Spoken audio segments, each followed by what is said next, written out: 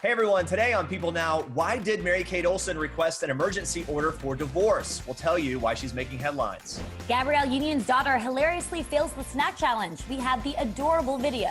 A new baby boy for Married at First Sight stars Jamie Otis and Doug Hehner. So I lashed out and said some not nice things. Real Housewives star Kyle Richards unveils new behind-the-scenes drama and more of her interview with us. We are honestly a big family. Comedian and actor Jimmy O. Yang tells us about his best friends in the cast of Crazy Rich Asians and more about his hilarious new stand-up special. That and more today on People Now. Let's go.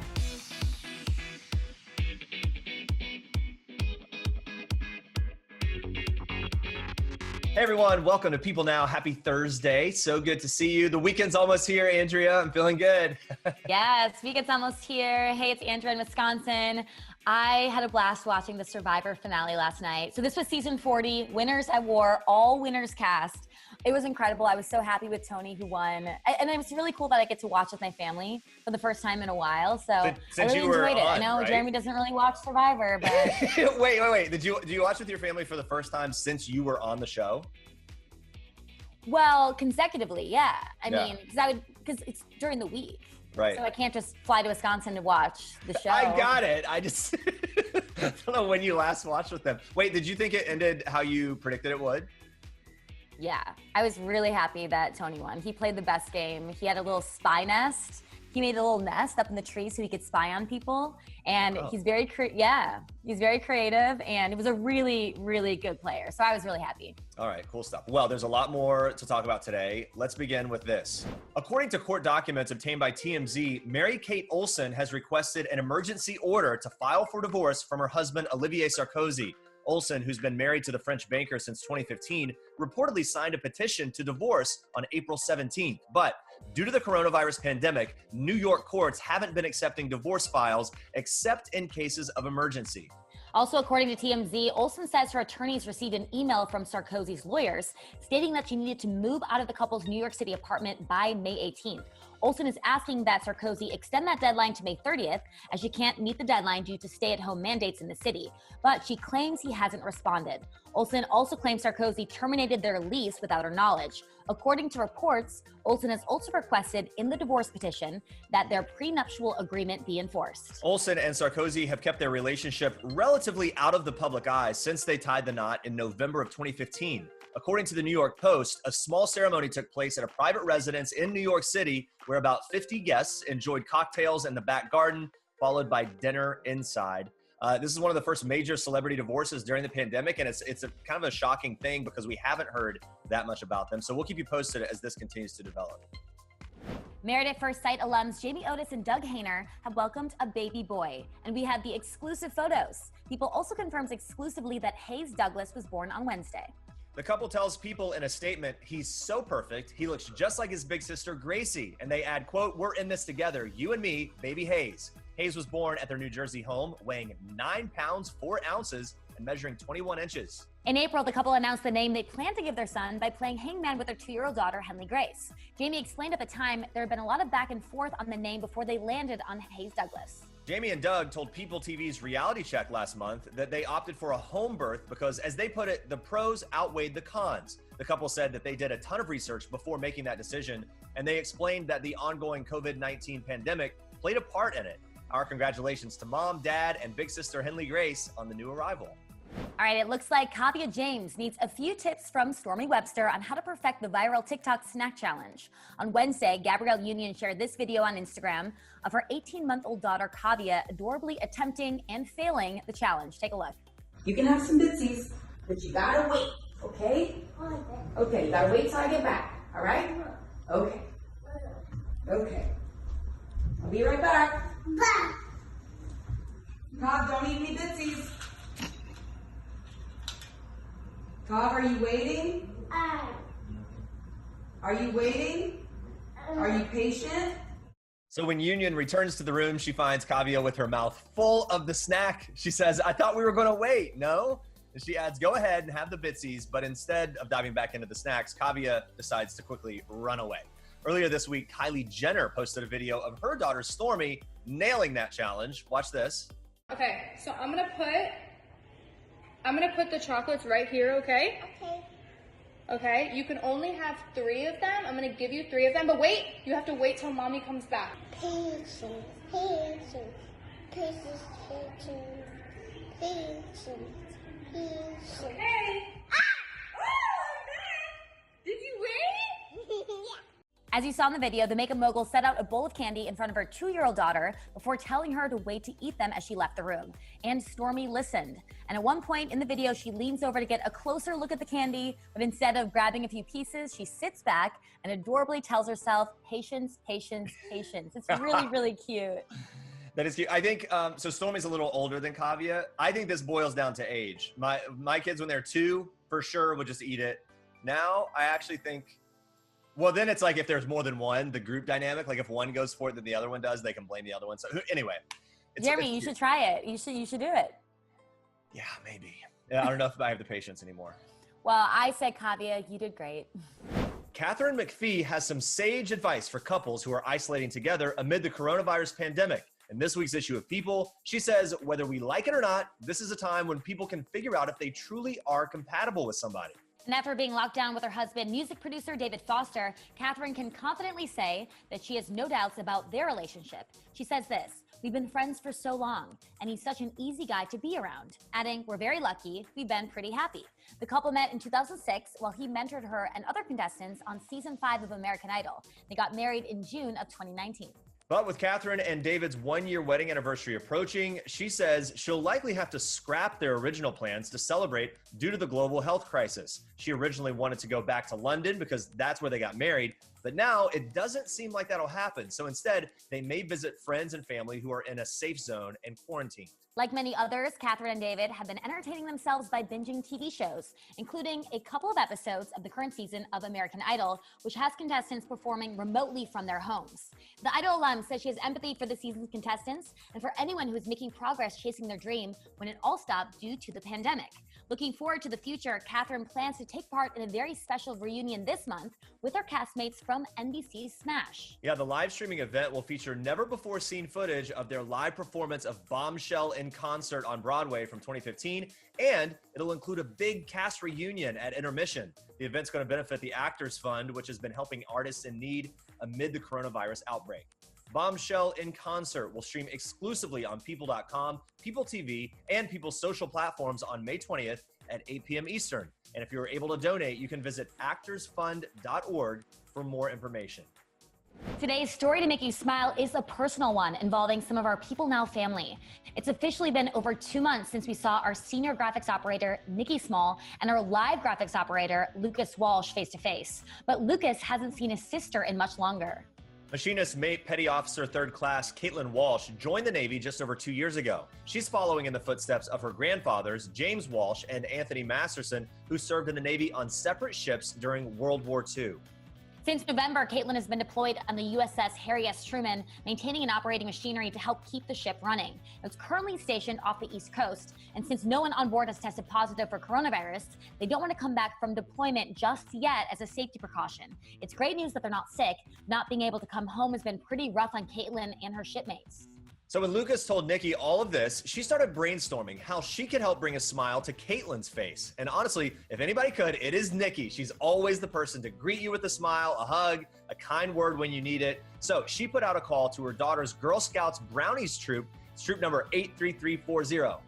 Yeah, Nikki is just the best. They got to work making sweet care packages full of Girl Scout cookies, snacks, healthy essentials like disinfectant wipes and Band-Aids, and most importantly, happy handwritten notes to let Caitlin know how much they're thinking of her. They ended up sending enough care packages to not only cheer up Caitlin, but many of her friends aboard the USS Harry S. Truman too. So today we say thank you to all those Girl Scouts for making a difference with their act of kindness.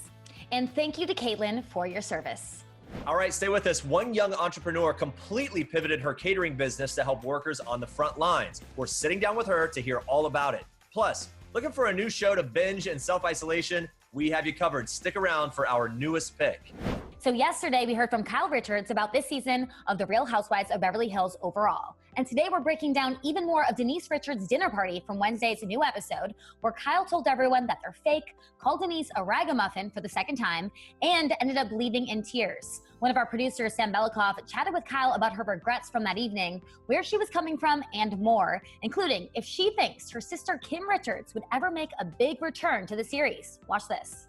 I was so surprised because here, you know, when it's so hard shooting reality television, and you know, when you're with this whole big group and all of a sudden the entire group, it felt like to me had like decided to like come at me or, you know, stick together no matter what. I don't know what it is, but I had Erica who actually agreed with me about the Dorit thing, but then she seemed like she was like chiming in, and Lisa Rinna, and then Dorit, and then when Denise said that, I was like, you've never even liked or cared about glam. How are you defending this? So it was just like, I couldn't handle one more thing. Everyone coming at me. Did it feel calculated to you? Like everyone I just didn't understand why the people that, you know, off camera had actually agreed with me were all of a sudden just all chiming in. Like I literally did not have one person understanding what I was saying. And honestly, it just gets to be too much sometimes. We've seen it over these 10 years where it's a lot. And, you know, we're human. We get sensitive, we get our feelings hurt. And, you know, like I said, I was really exhausted, and I just wasn't equipped to deal with all that. I was like, when you start hearing them say, I'm not doing this, it means I don't want to be doing this show right now, I'm leaving. I'm not doing this, I'm not. And I think the thing I regret most about this episode is, again, the comments about Denise and saying, you know, the ragamuffin. Like I said, I was really emotional, and I was only home for like 48 hours before I had to leave again to North Carolina. And I just really was just not mentally and emotionally prepared for everyone coming at me like that. So I lashed out and said some not nice things, which I don't like, because Denise is a beautiful girl. I didn't mean it like that. I was just pertaining to the glam. And then I say some things to the group that I feel bad because I don't want to have problems with them, but I actually meant them.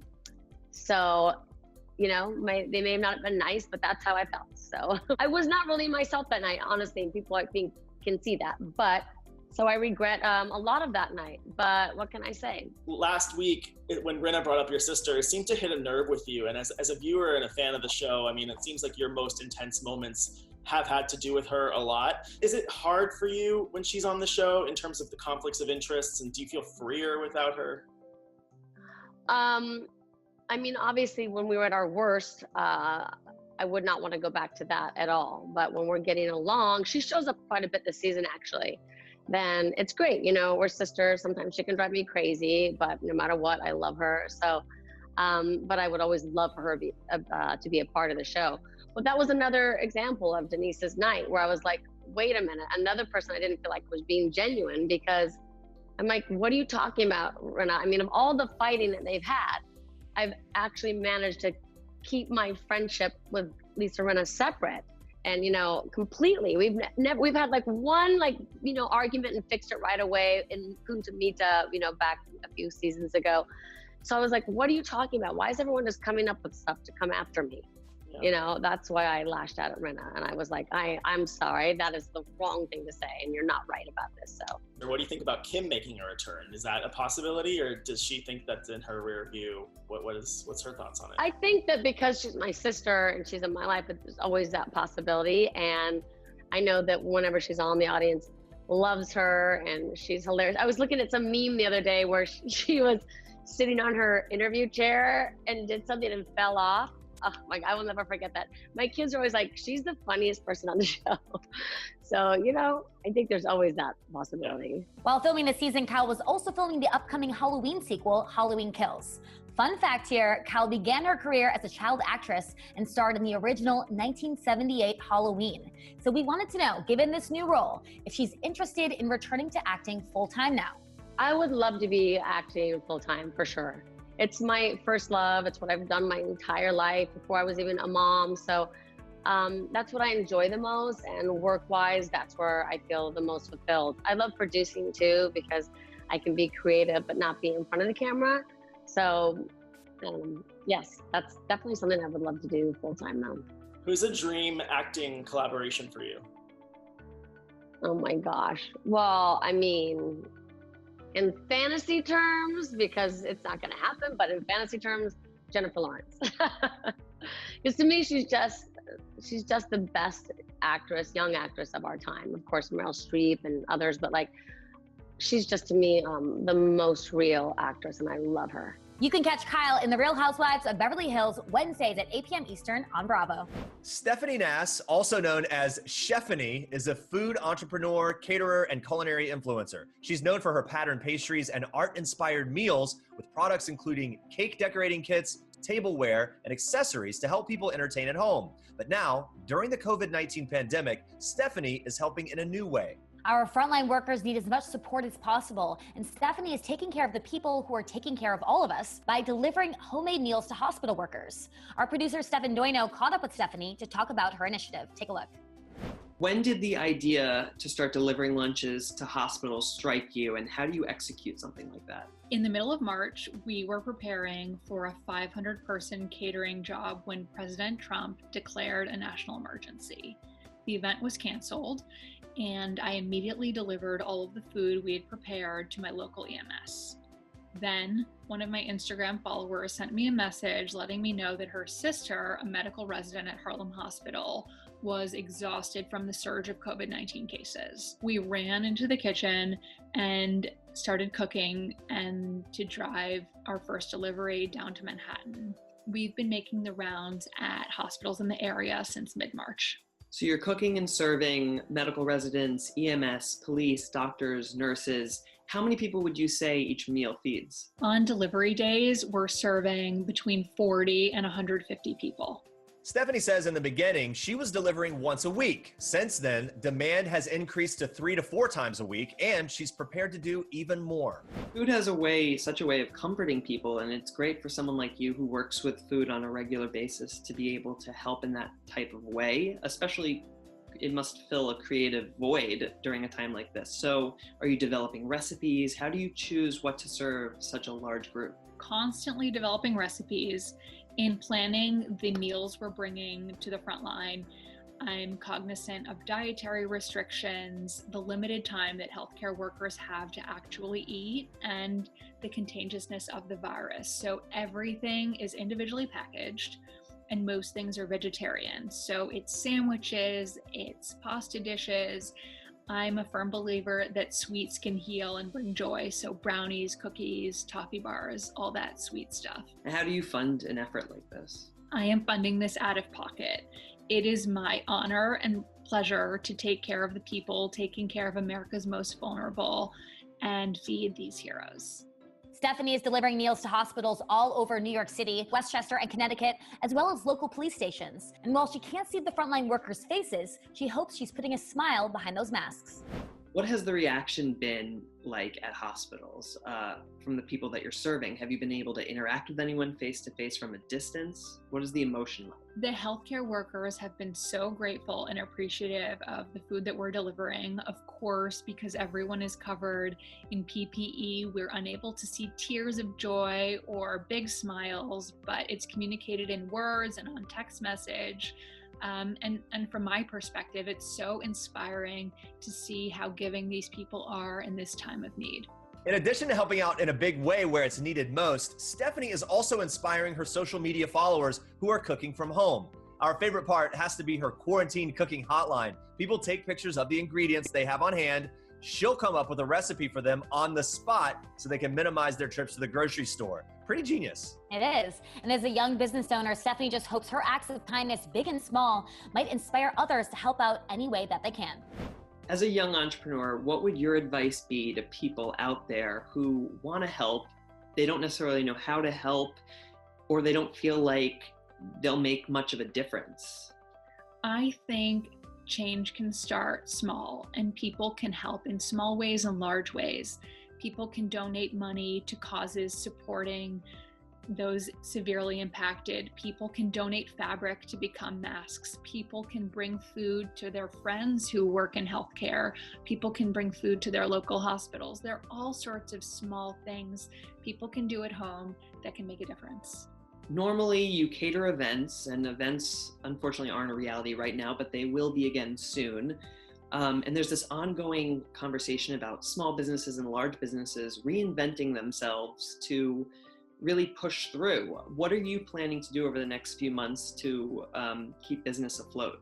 I predict the businesses that will be successful in the future will be the ones that are sensitive and proactively lending a hand today. So I'm embracing every opportunity to pitch in and hope other businesses will earn customers' lifelong trust and loyalty that way. Beyond that, I believe people are going to cook more at home. People are going to make less frequent trips to the grocery store and therefore stretch the ingredients they have on hand.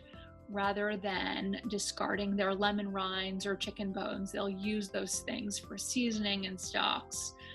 I think as quarantine restrictions ease and people are excited to socialize with their extended friends and family, they're going to dine in each other's homes and look to the internet for guidance on how to cook and host for the people that they haven't seen in a while. So creating lots of recipe content and sharing cooking techniques in videos and blog posts on my social media channels. So you think people are going to essentially become more conscious of the food that they eat and the way that they eat it and the people they're with? I hope that this period of quarantine makes people less wasteful of food and more conscientious about where it's coming from and the types of businesses they're supporting by purchasing food. Stephanie has also donated fabric tablecloths from her brand Chefney, which are being made into masks for healthcare workers. You can find recipes, tips, tricks, and products over at chefney.com. You can also follow her journey on Instagram at ChefneyNass. Jimmy O. Yang's comedy special, Good Deal, is streaming on Amazon Prime right now. Many fans might recognize him from the popular series Silicon Valley. That show came to an end last year after 6 seasons, and Jimmy opened up to me about what he misses most. Man, that cast was incredible. It's that younger generation of all of us kind of coming up and just improvising, really taking risks. Like so many times I went on set knowing it'd say it's a scene with me and TJ, and I prepared, right, like an actor, but I was never nervous. I knew I was just there to have fun. Like every day was kind of like a little field trip for me, and we're just there to have fun. And my main job on that show, I remember, was to try to make people in the video village laugh. Like if I can hear a chuckle from Mike Judge, I knew I did my job right. So I kind of approached it like stand-up as well. And of course, we can't forget about Crazy Rich Asians. The stars recently got together for a virtual watch party. Jimmy revealed to us that the whole cast has been very good about keeping in contact. We still have a WhatsApp group with like 80 people on there. You Oh, got really? People from Singapore, from London, from everywhere. And we're like best friends. Whenever, it's not the pandemic, I'll talk to Ken Jeong, hang out with him, go to John's house, even when Remy and Chris, if they fly in from Australia, they'll be the first person we hang out with, Gemma Chan, everyone. So we are like, honestly, like a big family, and we love each other. And it's just like this unspoken love. It's not because we work together, but every day on set, it just felt like family because we all came from the same backstory. Maybe a disapproving father, maybe, and I think both Ronnie Chang and Gemma Chan had law degrees. Gemma went to law school in Oxford or something crazy. It's wild. So we all kind of had this different Asian expectations, and then we became actors. So we love each other, man. And it was just so great to catch up with a big group. You got people from Singapore zooming in, and we're all live watching the movie together. It gets me every time, especially when those, even when I just play the soundtrack, like the Mandarin version of Coldplay's Yellow, or the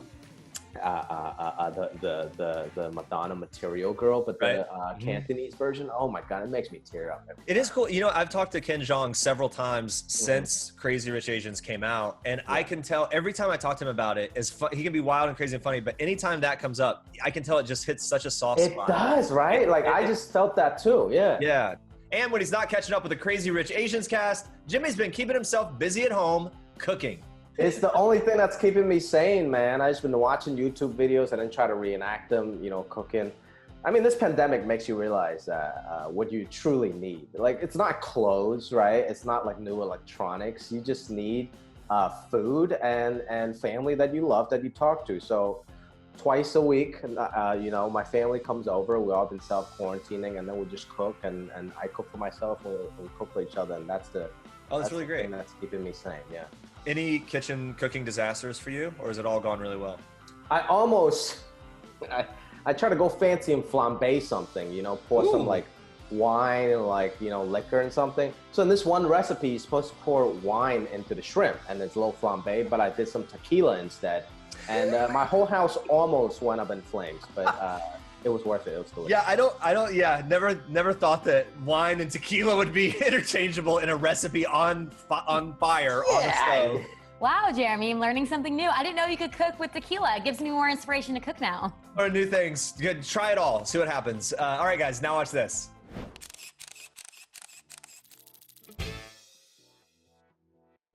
I'm a prisoner here, married to an idiot. Touche. Do you mean touche? Russia does not go to an heir if there is not one. If the emperor dies, Russia goes to the empress.